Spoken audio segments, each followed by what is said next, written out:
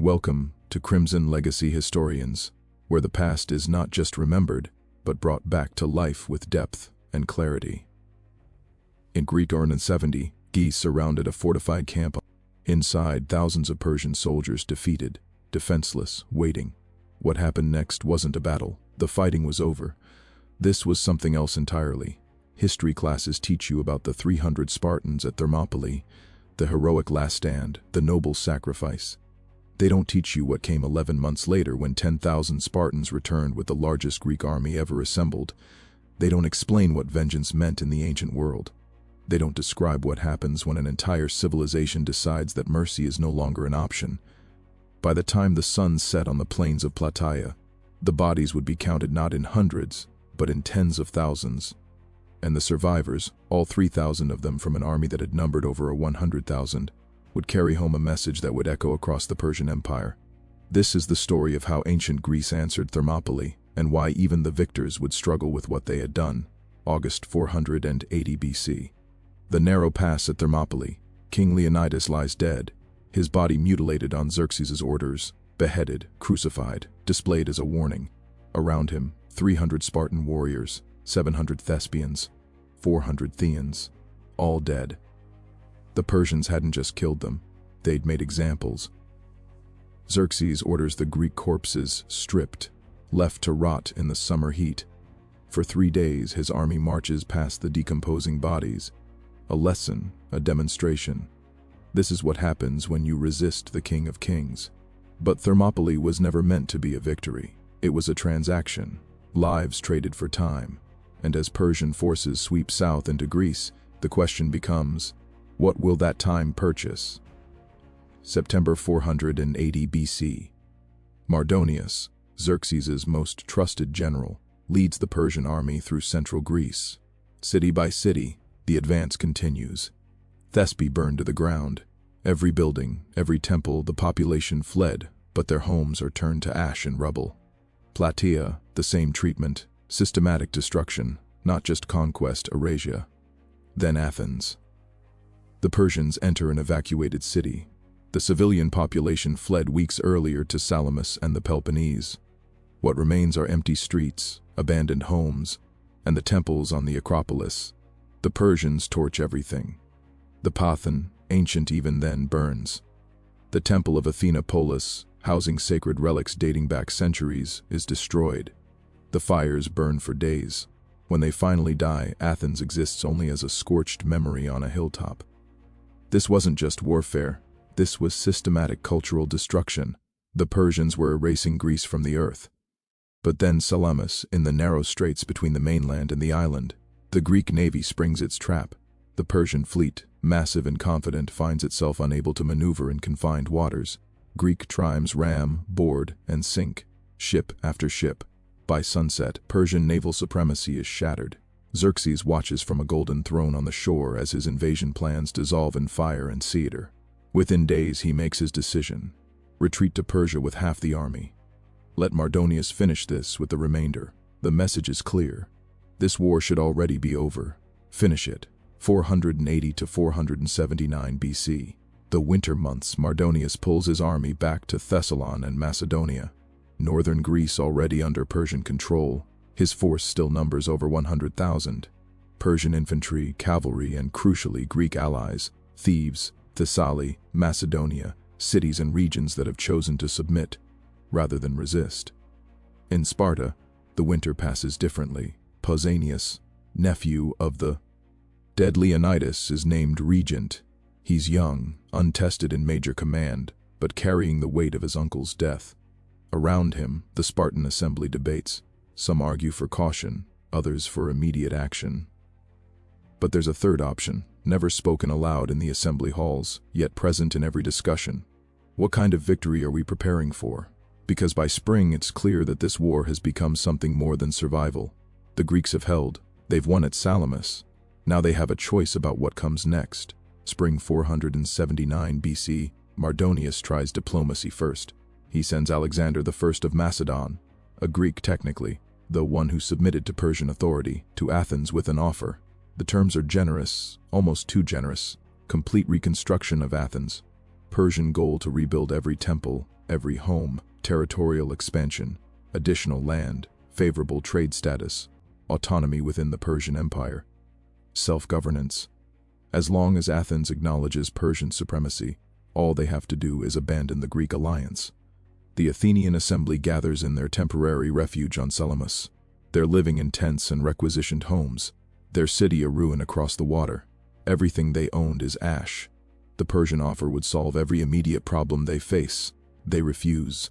The Spartan ambassadors present at the meeting report back that the Athenians didn't just decline, they threatened to execute anyone who suggested accepting.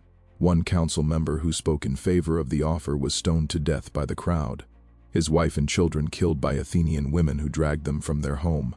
The message is sent to Mardonius. There will be no negotiation. Mardonius responds with action. His army returns to Athens, still abandoned, still empty. What the first burning left partially standing, this second wave of destruction finishes. Buildings that survive the first flames are systematically demolished. Wells are filled with rubble. Agricultural land is salted. This burning is different. It's not conquest. It's punishment. When the Persians withdraw again, Athens exists only as scattered stone and ash. 2 complete destructions in less than a year. Mardonius pulls back to Boeotia, to the plains near Plataea. He chooses the ground carefully. The Asopus River provides water and a defensive line. Behind him, Thebes, allied to Persia, offers a secure base. Most importantly, the flat plains favor his cavalry, the Persian army's greatest advantage. He constructs a fortified camp, wooden walls, defensive positions, supply stockpiles. Then he waits. The challenge is implicit. If you want to end this, come to ground that favors us. The Athenians send urgent messages to Sparta. Either march now or Athens will have no choice but to accept Persian terms. For weeks, Sparta hesitates. The isthmus of Corinth is fortified. The Peloponnese is defensible.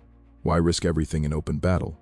But then Pausanias makes his move. He mobilizes not just Sparta's army, but the full military might of the Peloponnesian League. 5,000 Spartan hoplites, the full levy, every able-bodied Spartan citizen. 5,000 perioi, free inhabitants of Spartan-controlled territory.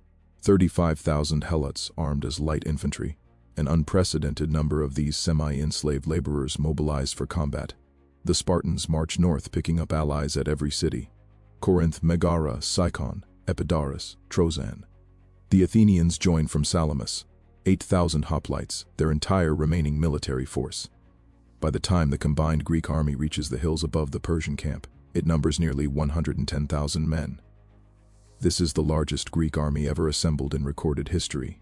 The Greeks take position on the slopes of Mount Cithaeron, overlooking the plain where Mardonius waits. For anyone who understands ancient warfare, the tactical situation is immediately clear. The Greeks hold high ground. Their hoplite phalanx, interlocking shields, long spears, is devastating in frontal combat, but requires solid footing. The slopes give them that, plus the advantage of charging downhill. The Persians control the plain. Their cavalry can maneuver freely on flat ground. Their archers can rain down volleys. But advancing uphill into a hoplite formation would be suicide. Neither side can attack without surrendering their advantage. So they wait. Day 3 of the standoff. Persian cavalry probing Greek positions gets too close. A unit of Athenian hoplites supported by archers engages them in the foothills. The fighting is chaotic. Cavalry wheeling, hoplites bracing, arrows flying. Then an Athenian arrow strikes the horse of Mestius, commander of the Persian cavalry. The animal collapses. Mestius, in ornate golden armor, tries to fight on foot. The Athenians swarm him. Persian cavalry attempts a rescue, but the Athenians have already dragged Mestius into their formation. They strip his armor piece by piece, stabbing him repeatedly through the gaps until he stops moving. When the Persian cavalry finally retreats, the Athenians have a trophy: the golden armor of Mardonius's cavalry commander and his body. They parade Mestius's corpse through the Greek lines on a cart. Every soldier files past to see it. Morale surges. On the Persian side, the wailing can be heard across the plain. The entire cavalry mourns.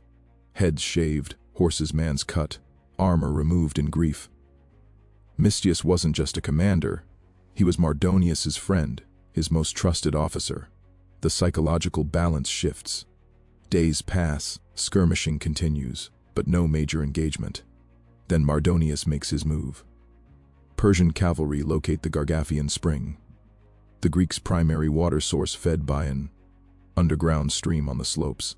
Under cover of darkness, Persian horsemen reach the spring and systematically destroy it. They fill it with dirt, rubble, and corpses, both animals and human. They divert the flow, poison what remains. By morning, 110,000 Greek soldiers have no water. The Greek commanders gather: Pausanias, the Athenian general Aristides, the Corinthian commanders. They face an impossible situation: stay and die of thirst in days, retreat to new water sources, and risk being caught in the open by Persian cavalry attack across unfavorable ground, and be slaughtered by arrows and horsemen. Irenaeus orders a complex nighttime maneuver. The center of the Greek line will fall back to a new position near Plataea, where other springs provide water. The left wing, Athenians and allies, will retreat to different high ground. The right wing, Spartans and Tagians, will hold position until the others are clear, then withdraw. This should be a coordinated, controlled repositioning. Instead, it becomes chaos. The allied contingents in the center panic. Nighttime retreats are nearly impossible to control.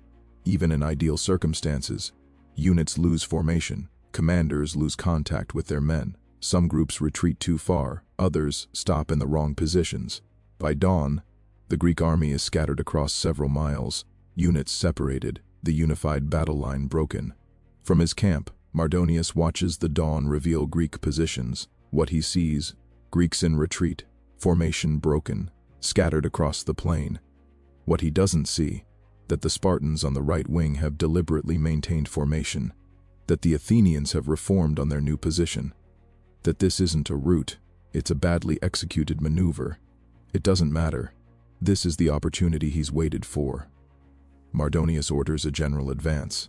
The Persian army moves out of the fortified camp in waves. First, elite Persian infantry.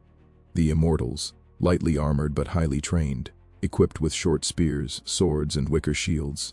Behind them, infantry from across the empire: Medices, Bactrians, Indians, Sak. On the flanks, what remains of the cavalry still formidable despite the loss of Mystius.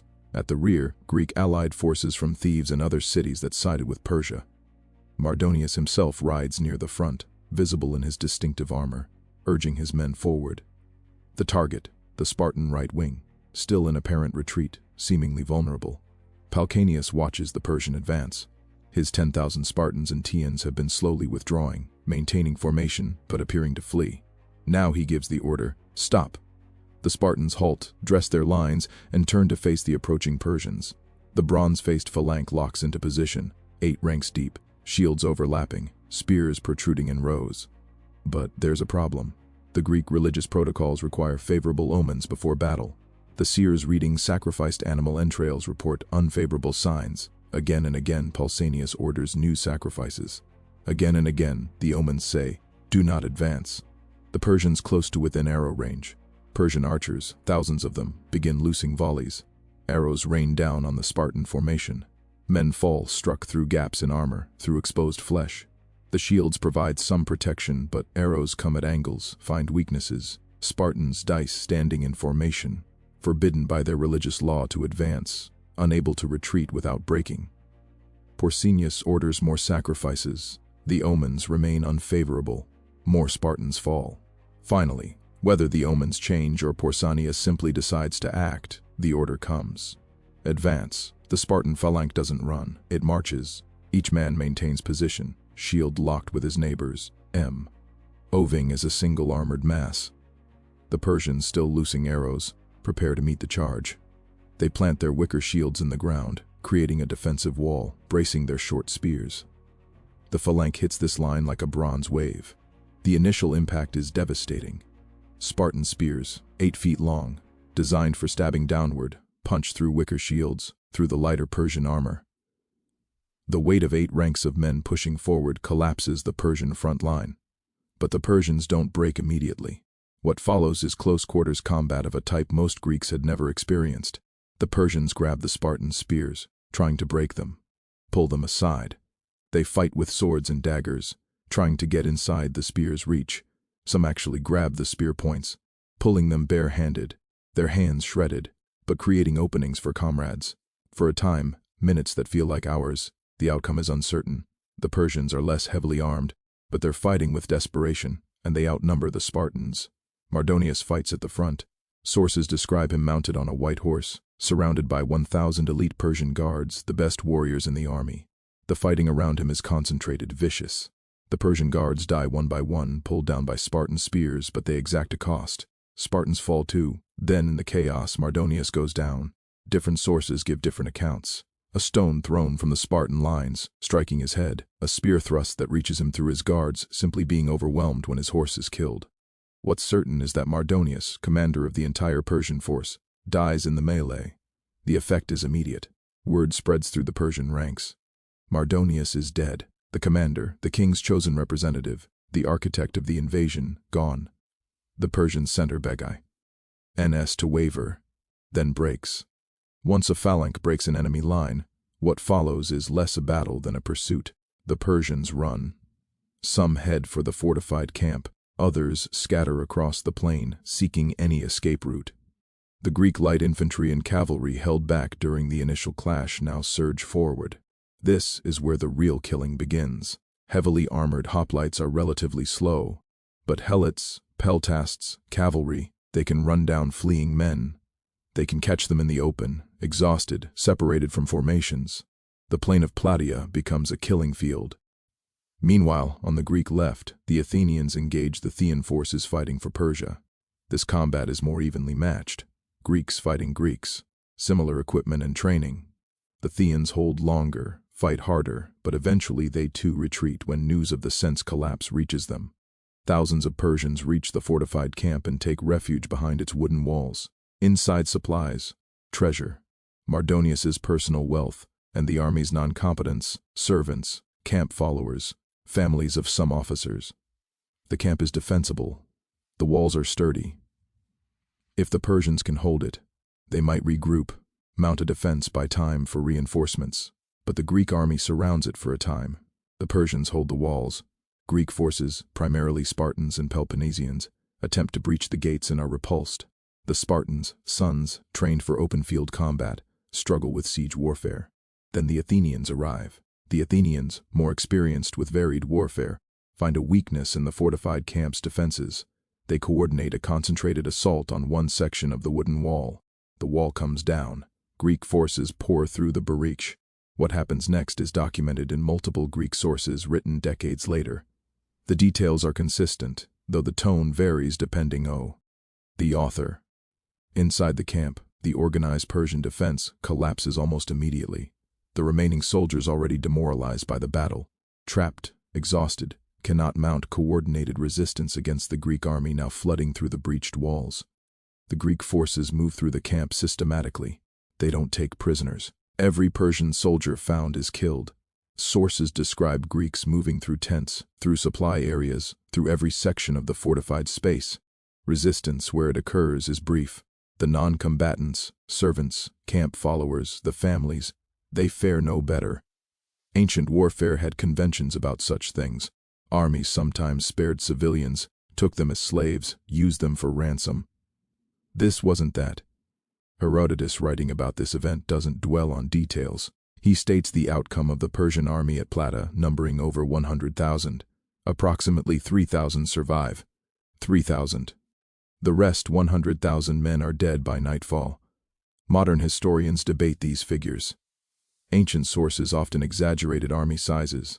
Maybe the Persian force was smaller, 80,000, 60,000. But even conservative estimates put the dead at tens of thousands. And the Greek casualties, Herodotus reports 159 total Greek dead. Later sources say perhaps low thousands. The disparity is staggering, even accounting for ancient exaggeration. This wasn't a battle that went back and forth. This was systematic slaughter, beginning when the Persian line broke and continuing until virtually no one remained to kill. After the killing stops, the Greeks conduct inventory of the Persian camp. The treasure is immense: gold and silver bullion, payment for the army's wages, personal wealth of Persian nobles who campaigned with Mardonius, plundered goods from Athens, Plataea, Thespi, and other sacked cities, luxury items, jewelry, precious textiles, artworks, Porcinius order. Everything collected and catalogued. 10% is set aside for the gods to be dedicated at Delphi, Olympia, and other sacred sites. The rest is divided among the Greek cities according to their contribution to the army. The Spartans receive the largest share. The Helots, the enslaved people who fought in the Greek army, receive nothing. Mardonius's personal tent is preserved intact. Pausanias orders a meal prepared using Mardonius's kitchen staff, his supplies, his gold dishware. Then he orders a typical Spartan meal prepared alongside it. He invites the Greek commanders to see both meals side by side. Persian luxury next to Spartan simplicity. The message is carefully crafted. Look at what they brought to conquer us with. Look at what we defeated them with. But there's a darker subtext no one speaks aloud. Look at what we did to take this. News of the victory spreads across Greece that same day. Or so legend claims. The Greek navy wins a decisive victory at Mycari on the coast of Asia Minor, destroying what remains of the Persian fleet and liberating Greek cities under Persian control. Whether the timing is accurate or mythologized, the strategic result is clear. The Persian invasion is over. Greece has survived. But this isn't just survival. The psychological and political landscape has shifted. Athens begins reconstruction. But not as it was. The Athenians fortify their city aggressively, rebuild their navy with the largest fleet Greece has ever seen. The war has taught them that defense isn't enough. Sparta returns to the Peloponnese, but the memory of what happened at Plataea follows. The Spartans had always been respected, feared for their military skill. Now there's something else in how other Greeks regard them. Greek poets write victory odes. Temples are built, monuments erected, but certain details are omitted from the official commemorations. The number of enum. Why dead is celebrated. The speed of the victory is praised. The tactical brilliance is analyzed. What happened inside the fortified camp after the walls fell is mentioned in passing, if at all. Herodotus, writing a generation later, doesn't moralize. He reports this many died, the camp was taken, the wealth was divided. Plutarch, writing centuries after, is slightly more direct. He mentions that some Greeks questioned whether what happened after the battle was necessary, whether the scale of the killing served any military purpose. The Persian survivors who made it back across the Hellespont carried a message to the empire. The Greeks are no longer just defending. When they win, they erase. In pure military terms, Plataea achieved its objective completely. The Persian army in Greece was destroyed. The invasion was ended. The threat was eliminated. But there's a question that echoes through the historical record. Why so few survivors? Ancient battles, even decisive ones, typically saw armies break and run, with the majority surviving the actual combat. Casualties of 20 to 30% were considered catastrophic enough to break an army's will. 50% casualties were virtually unheard of. At Plataea, the casualty rate exceeded 95%. This requires explanation beyond the Greeks' one. What sets Plataea apart isn't the battle itself, it's what happened after the battle ended. The Persian line broke. The Greeks pursued. This is normal warfare, but the pursuit didn't stop when the Persians reached their camp. The siege didn't end with surrender offers or ransom negotiations. The breach of the walls didn't lead to selective targeting of combatants. Every stage was pushed to maximum lethality. This suggests decisions made at command level. Pausanias, the Athenian generals, the allied commanders. They shaped how the victory would be prosecuted, and they chose total elimination. After Plataea, the Greeks turned their attention to Thebes, the Greek city that had allied with Persia. Pausanias demands Thebes surrender the leaders who orchestrated the Persian alliance. Thebes refuses. The Greek army besieges the city for 20 days. Finally, Thebes surrenders the accused leaders. Antagonist escapes, but his family is taken. Timidas and other oligarchs are handed over. Pausanias executes all of them. The treatment of Thebes is instructive because it shows restraint the Greeks were capable of. The city itself is spared. The population isn't massacred, only the leadership is punished. This restraint was present at Plataea too. The Greeks could have shown it. They chose not to. The Dian League forms in the years after Plataea, an alliance of Greek cities led by Athens, ostensibly for mutual defense against Persia. Within a generation, it transforms into the Athenian Empire.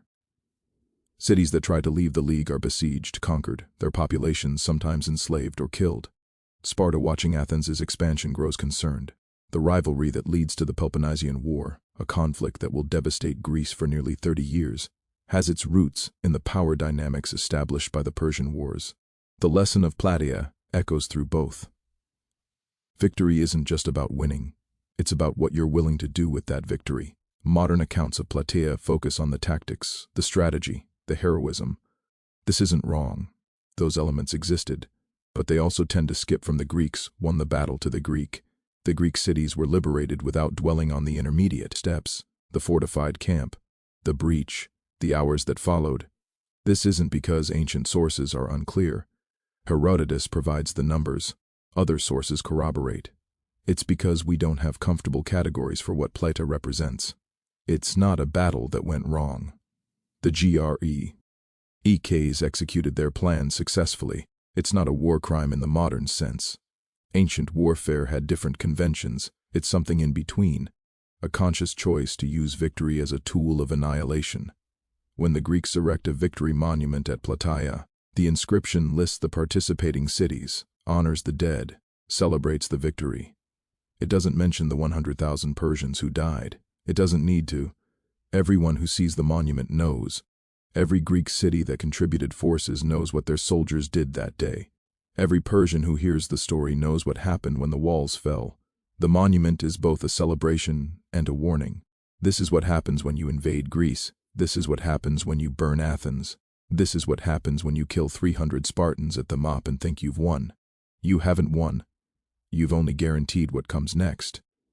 The title of this script asks, how 10,000 Spartans avenged the 300. The answer is complicated. They didn't just defeat the Persian army, they erased it. They didn't just win a battle. They eliminated an invasion force so completely that Persia never attempted a major invasion of mainland Greece again. They didn't just avenge them. They made sure that anyone who heard the story would understand the price of killing Spartans is annihilation. But vengeance in the ancient world wasn't clean or simple. It wasn't a Hollywood ending where good triumphs and everyone goes home satisfied. Plataea left questions that even the victors couldn't fully answer. When does defense become elimination? When does necessary force become systematic slaughter? When does vengeance become something that troubles even those who execute it? The Greeks won at Plataea. They secured their freedom, ended the invasion, and created a foundation for what would become one of history's most influential civilizations. But so did something that day in 479 BC that would echo through their own later histories. They learned what they were capable of when survival was no longer the only question. Thermopylae is remembered because it's comprehensible. Noble sacrifice, heroic resistance, glory and defeat.